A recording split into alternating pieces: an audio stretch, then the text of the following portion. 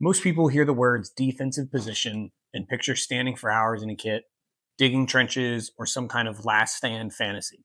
But that's not what it looks like for you, another prepared American. Prepared people don't wait for chaos, they layer their decisions and plan before things get bad. So let's learn what a layered defense really looks like. I recently did some Op 4 style training with a local group, and it reinforced something I already believed. Staying alive isn't about one strong point, a heroic last stand, or the ideal bleed out spot. It's about depth, because a single line of defense can fall, but layered defenses buy you time. Therefore, they buy you options, and options are the currency of survival.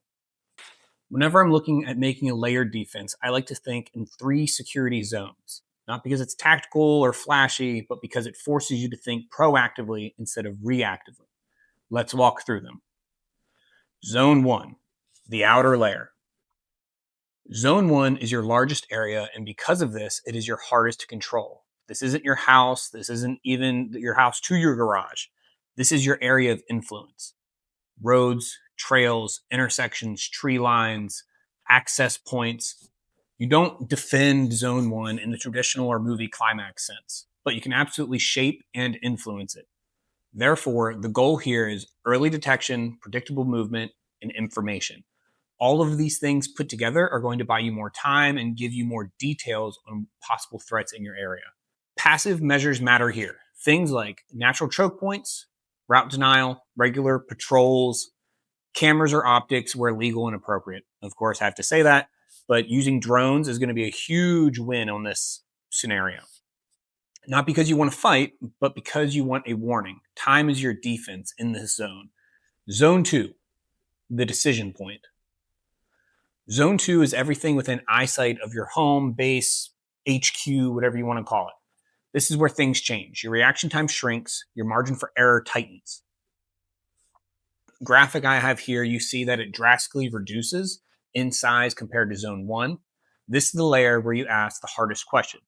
Do I leave or do I stay? This option is still open to you. You can leave to fight another day. You can live to fight another day. Because once someone enters Zone 2, you're running out of distance, which means you're running out of time.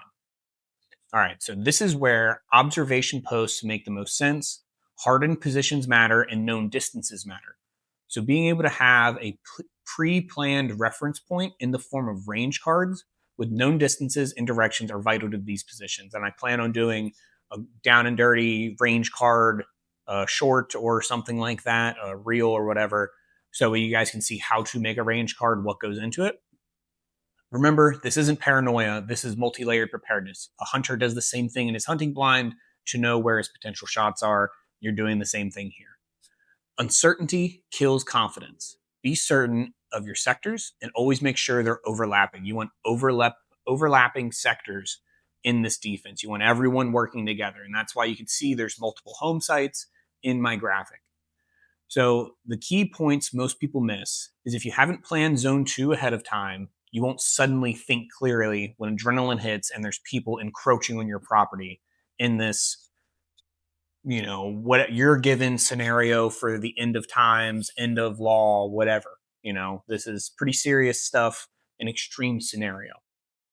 All right, now we're looking at Zone 3, your home HQ. Zone 3 is your last layer, your home, your family space, your final barrier. This is not where you want to improvise. At this point, you're working off of planning, your preparedness, and the things you have predetermined. Because at this point, time is gone, options are limited, and stress is at its highest. Your mindset changes. You're not planning anymore. You're reacting and taking control of the situation. That doesn't mean violence by default, but it does mean clarity, concise actions. And sometimes that does mean violence of action.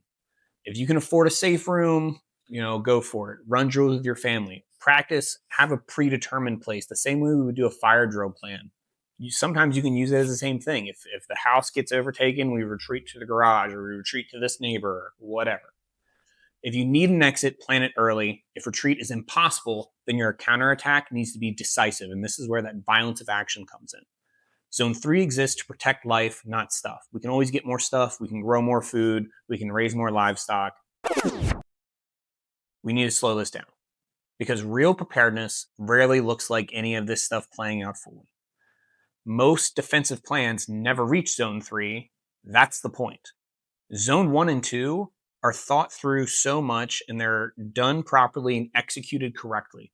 Zone 3 is a contingency, not a destination. You do not want people in Zone 3 in your home assaulting where you live. Maintaining the posture. Anyone can sketch a defensive plan, but very few people maintain one. Therefore, real preparedness looks like knowing your neighbors, communicating early, and rehearsing these things with your friends, sharing information, being like, "Oh, hey, did you see this accident up the road here? Or did you notice the ambulance over at the neighbor's house? Maybe we should go check on and make sure everything's doing okay." You live your normal life normally. But because of that, it doesn't mean you neglect your defensive posture. We always have a defensive posture of the place we live, and we should because it's our home, it's our place. A layered defense doesn't mean paranoia. It means awareness with anxiety. And if you are feeling anxious in this new year when it comes to your preparedness and stuff like that, I actually made a video that talks about exactly that. I'll link that above and in the description so that way you can kind of see my mindset when it comes to it. So, reiterating, preparedness isn't paranoia, awareness without anxiety, readiness without obsession, and strength through numbers. Using all of those things, all of those fun catchphrases that could be on a t-shirt, they're true. I mean, being able to have a community to bolster your defense with makes an entire world of difference in your survivability. Preparedness isn't about waiting for the worst day of your life. It's about making sure that if that bad day comes, you're ready, calm, not out of options. You have this training, mindset, equipment, your community to fall back on in emergencies and hopefully never even have to use it. That's the ideal situation. I don't want to sit out in the backyard and dig trenches, but I will if I have to.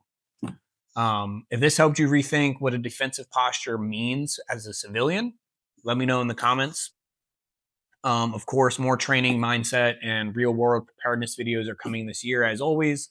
I plan on doing a lot of competitions this year, but also not neglecting the practical preparedness side because not everything's shooting guns, even though sometimes that's more fun.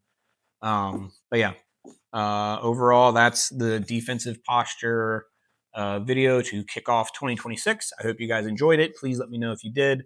I'm doing a lot more to try to boost the production quality. I've got some new recording stuff, some new teleprompter setups going on. And so let me know how I did. Let me know in the comments, please.